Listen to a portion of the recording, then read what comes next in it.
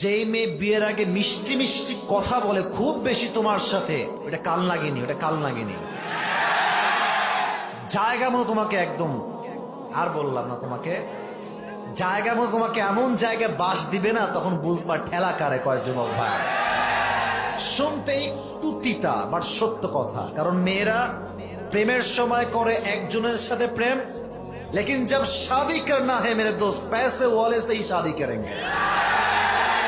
এখন টাকাওয়ালা যে তার মাথায় চুল আছে কিনা, that's not a big issue. হ্যাঁ, তো মেয়েকে যদি বলেন যে আয় হায় হায় এ আপনি क्या कर लिया, হ্যাঁ বাবার চাইতে 8 বছরে বুড়াকে বিয়ে করলেন।